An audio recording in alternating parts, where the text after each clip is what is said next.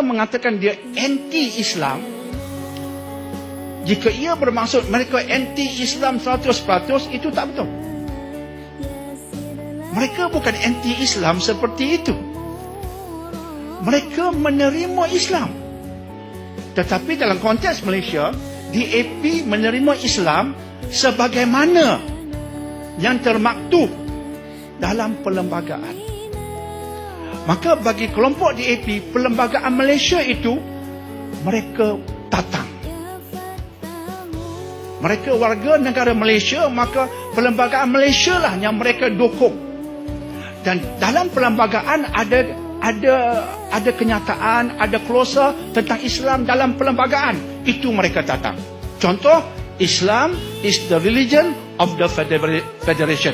Itu kenyataan perlembagaan. Apa maksudnya? Islam negara persekutuan. Ia tercatat dalam perlembagaan. DAP sokong. Maka dia menyokong Islam, bukan anti-Islam.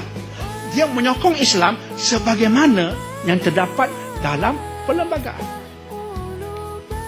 Maka bila kita nak mendekati DAP untuk berdakwah, maka kita ada asas. Asasnya ialah Islam sebagaimana dalam perlembagaan. Sebab tu di Pulau Pinang kita lihat dia tak ada masalah langsung dengan Islam. Cuma orang fitnah. DAP tak izinkan masjid di Pulau Pinang azan. Bohong. Kita di Pulau Pinang sedar itu semua bohong. Tak pernah pimpinan DAP melarang kita azan. Dan saya tahu sangat-sangat sebab saya dalam majlis. Saya tahu sangat.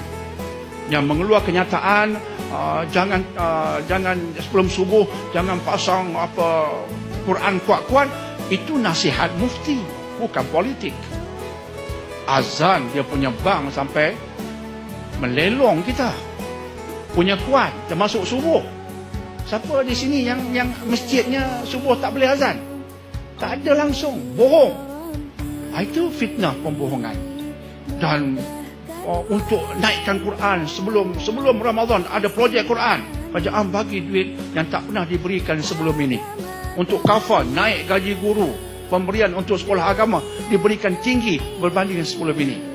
Sebab mereka tak pernah anti-Islam sebagaimana dalam perlembagaan. Jadi kalau anda mengatakan dia anti-Islam, saya tak setuju. Dia sokong Islam sebagaimana dalam perlembagaan. Itu poin penting. Islam agama persekutuan, tak tolak sebab dalam perlembagaan. Kami terima itu. Cuma kita tahu bahawa kita terpaksa menerangkan lagi hal yang lebih detail. Sebab itu saya sentiasa mendoakan. Kalau ada orang tak bersetuju, silakan. Tapi ini pendirian saya yang tak mungkin berubah. Oleh sebab mereka hormat Islam sebagaimana dalam perlembagaan, itu asas mendekati mereka. Ada asas. Tapi kita nak fahamkan mereka lebih detail tentang Islam. Nak fahamkan kepada mereka lebih detail tentang Islam.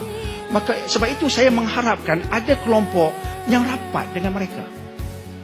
Bukan yang mengkhinzirkan mereka, bukan mengutuk mereka, mengharbikan mereka. Saya mengharapkan sebab asasnya ada. Mereka terima Islam sebagaimana dalam perlembagaan Malaysia, mereka tatang itu. Sebab itu saya mengharapkan ada kelompok yang sentiasa mendekati mereka. Tapi bukan mendekati begitu saja dengan harapan kelompok yang beragama Islam ini akan mendekati mereka, rapat jinak mesra dengan mereka supaya dakwah itu dapat dipertingkatkan. Supaya dengannya Islam lebih daripada perlembagaan itu mereka faham. Dan bila mereka faham, itu penting untuk masa depan Malaysia.